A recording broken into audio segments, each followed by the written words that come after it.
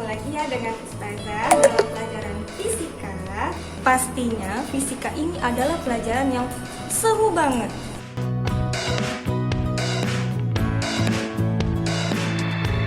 Supaya lebih semangat, masih ingat kan target lulusan kita? Yang 9 target lulusan AIS. Akidah yang sahih, ibadah yang benar, akhlak mulia, sehat dan kuat raganya, bersemangat mencari ilmu, disiplin dan mandiri, bersemangat dan mampu melaksanakan amar ma'ruf nahi mungkar, siap menghadapi tantangan menjadi warga dunia abad ke-21, mampu dan terbiasa membaca Al-Quran dengan benar, serta berusaha memahami isi kandungan Al-Quran.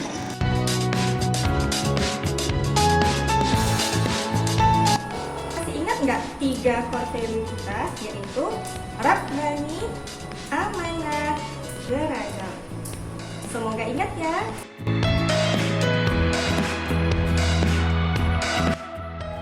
Nah, seperti biasa, sebelum kita mulai belajar, marilah kita membaca doa belajar terlebih dahulu. Siap-siap ya. Bismillahirrahmanirrahim. Raditu billahi rabban wa bil Islam dina wa bi Muhammadin nabiyyan wa rasulah. Rabbi zidni ilman warzuqni fahman bi rahmatika ya arhamar rahimin. Semoga anak Ustazah hari ini semangat dalam belajarnya. Ustazah doakan semoga Allah membuka hati anak-anak Ustazah supaya anak-anak Ustazah lebih mudah dalam menerima ini pelajarannya ya.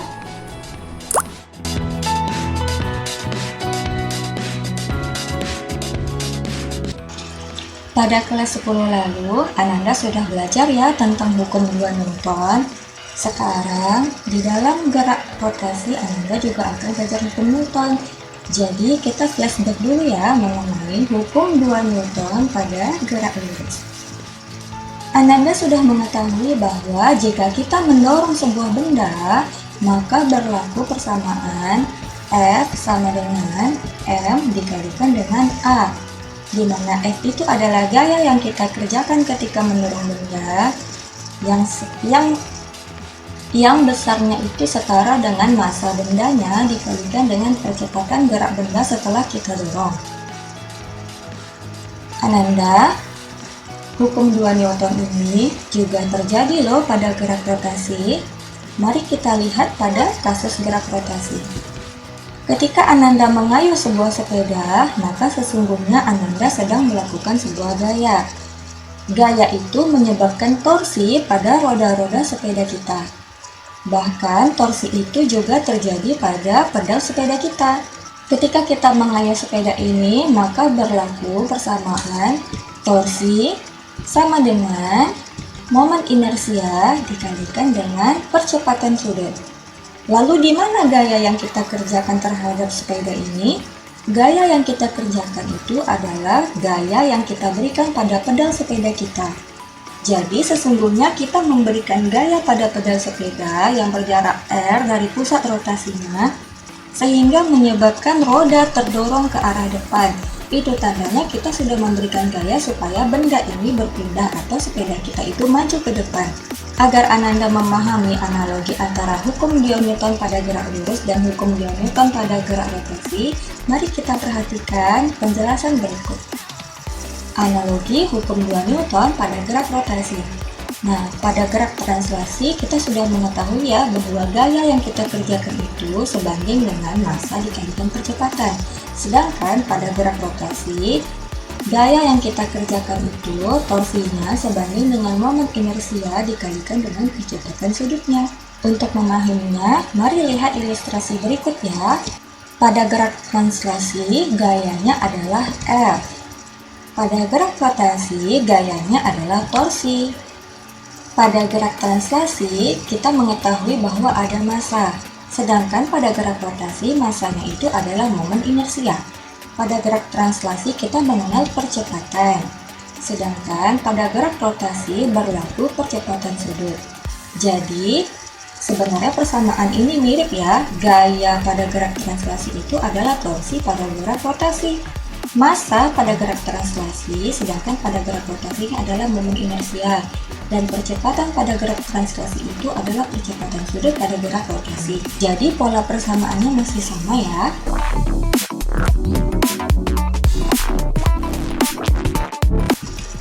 Momen inersia adalah kemampuan suatu benda untuk mempertahankan kecepatan sudutnya. Semakin besar momen inersia, semakin sulit sebuah benda untuk berputar.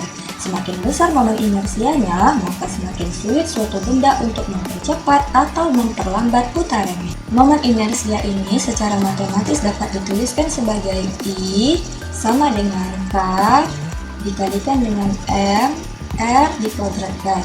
Jadi I-nya itu adalah momen inersianya, K-nya adalah konstanta inersia, M-nya adalah percepatan, dan R itu adalah jarak dari gaya ke pusat rotasi atau jari-jari benda itu sendiri. Momen inersia setiap benda itu tidak sama ya anak-anak. Anak-anak bisa melihatnya pada tabel tersebut.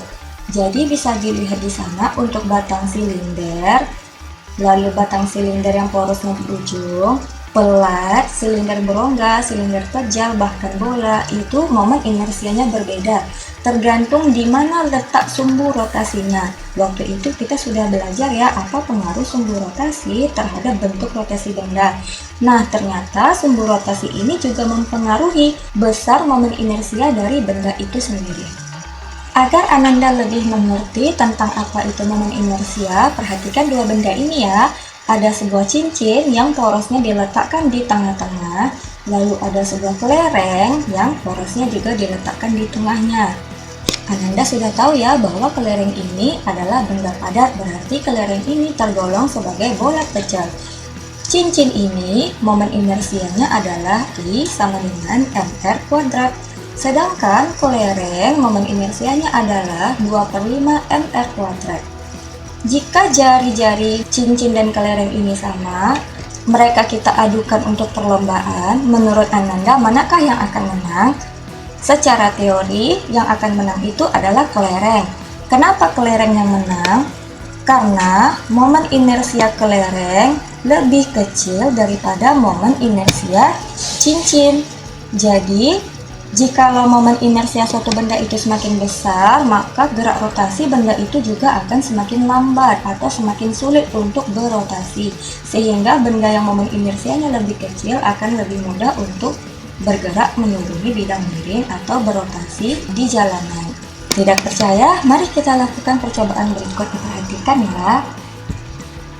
Ini adalah percobaan untuk melombakan antara kelereng dengan cincin. Nah, perhatikan ya, ternyata benar yang menang itu adalah kelereng.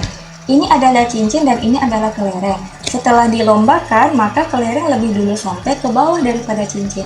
Itu artinya persamaan tadi terbukti bahwa kelereng dengan momen inersia yang lebih kecil lebih duluan sampai ketika berlomba dengan cincin. Perhatikan juga animasi berikut ini.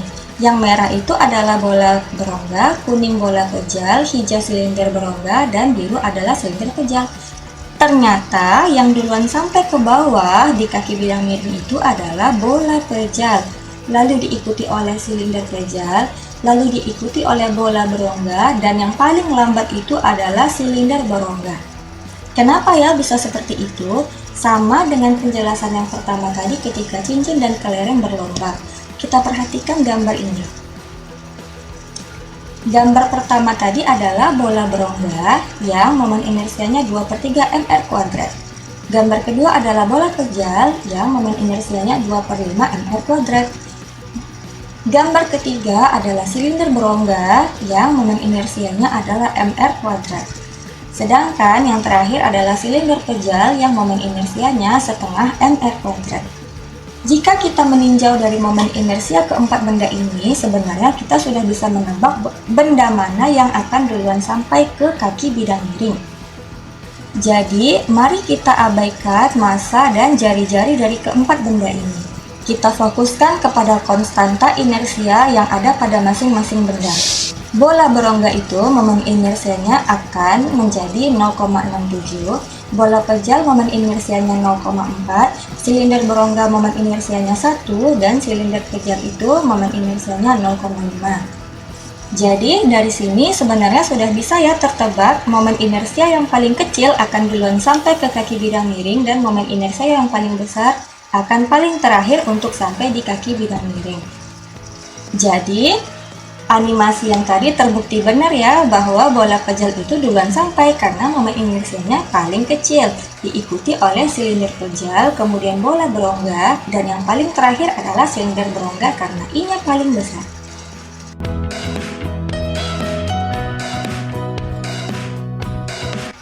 Gerak menggelinding adalah suatu gerak yang dialami benda yang berotasi dan bergerak lurus sekaligus. Apa contohnya? Ketika kita mengayuh sepeda, maka kita bergerak lurus ke depan. Itu artinya ban sepeda kita itu menggelinding di jalan raya. Gerak menggelinding juga terdapat pada animasi ini ya. Ketika benda-benda ini menuruni bidang miring, maka gerak yang mereka lakukan adalah gerak menggelinding. Energi kinetik pada gerak rotasi.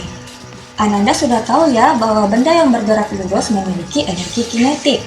Analogi ini dapat Ananda perhatikan pada ilustrasi berikut. Energi kinetik pada gerak translasi itu sama dengan energi kinetik pada gerak rotasi. Sama-sama memiliki konstanta setengah. Lalu, massa pada gerak translasi itu adalah momen inersia pada gerak rotasi. Sedangkan kecepatan pada gerak translasi itu adalah kecepatan sudut pada gerak rotasi. Jadi sebenarnya mekanisme persamaannya masih sama ya, hanya disesuaikan. Jika pada gerak translasi itu berlaku massa, pada gerak rotasi berlaku momen inersia.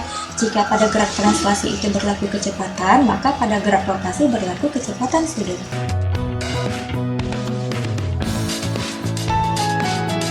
Momentum sudut.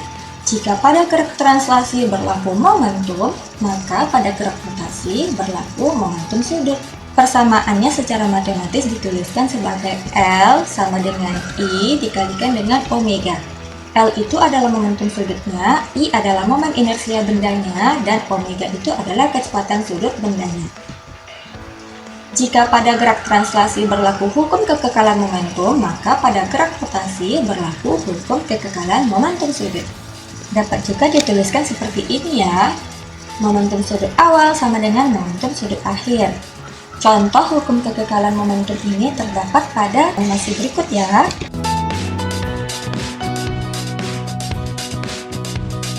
Hukum kekekalan momentum sudut ini bisa kita ilustrasikan pakai penari es. Ketika dia berputar sambil melipat tangannya, maka momen inersianya semakin kecil terhadap porosnya, sehingga putarannya semakin cepat. Sebaliknya, kalau tangannya direntangkan, momen inersia terhadap porosnya jadi lebih besar, sehingga putarannya melambat. Nah, karena penari berputar di tempat, maka resultan torsinya sama dengan 0, sehingga momentum sudut penari adalah kekal.